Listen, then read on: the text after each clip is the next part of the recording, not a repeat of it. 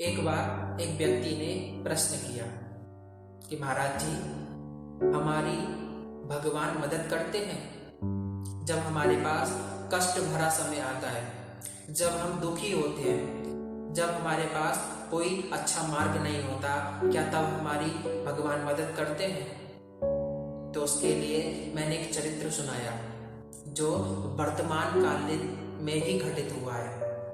आपको भी सुनाना चाहूंगा कि भगवान हमारी किस प्रकार मदद करते हैं। एक बार की बात है, एक संत मंदिर में बैठे थे। ये सच्ची घटना है।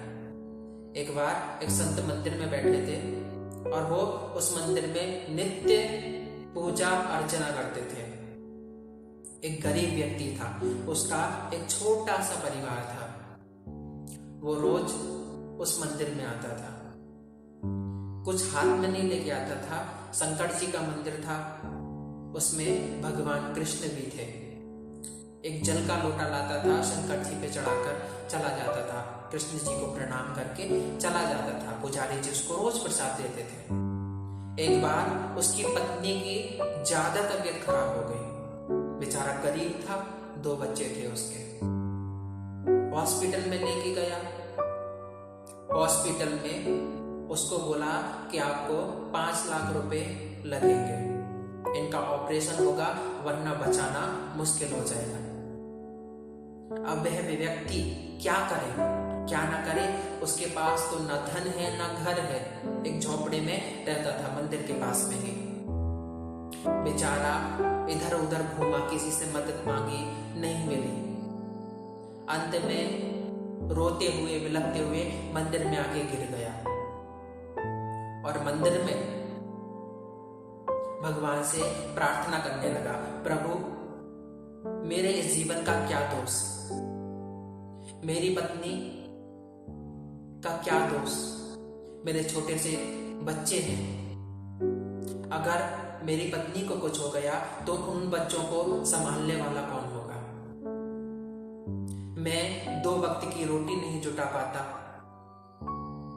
जब भी जुटाने जाता हूं उतनी देर मेरी पत्नी उन बच्चों की रक्षा करती है, उनका पालन पोषण करती है। जो कुछ भी मैं लेके आता हूं उन बच्चों को खिलाती है, अपने आप खाती है, मुझे खिलाती है। अब एक सहारा था, प्रभु क्या वो भी मेरे पास से चला जाएगा?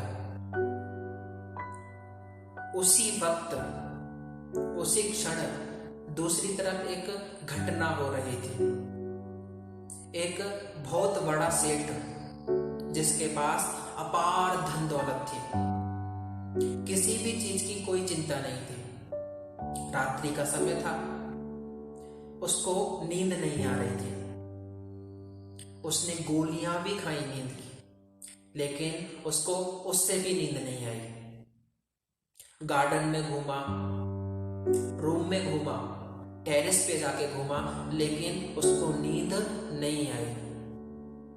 रोज तो सो जाता था, लेकिन आज पता नहीं क्या हो रहा था, उसको नींद नहीं आ रही थी। अलग सी बेचैनी उसके मन में हो रही थी। उसके मन में विचार आया, उसने अपनी गाड़ी की चाबी निकाली। रोज तो ड्राइवर लेके जाता था, आज खुद ड्राइव करने लगा। ड्राइव करते करते थोड़ा आगे बढ़ा, मंदिर की घंटियां बज रही थी। सोचा कि मंदिर में भगवान के दर्शन कर लूं, वैसे तो मुझे टाइम मिलता नहीं है, इसी बहाने से मैं भगवान के आज दर्शन तो कर लूंगा। गाड़ी को लॉक किया, उतरा और गया मंदिर में। भगवान के दर्शन किए, भगवान को प्रणाम किया। वहीं पे उस व्यक्ति ने, वो रोते हुए व्यक्ति से पूछा कि भाई आपको क्या हुआ? उस व्यक्ति ने सब कुछ बताया। उस मोटे व्यक्ति ने, जो धनवान था, उस व्यक्ति ने अपनी जेब से चेक निकाला और 5 लाख रुपए उसको दे दिए कि जाओ अपनी पत्नी का इलाज करा लो।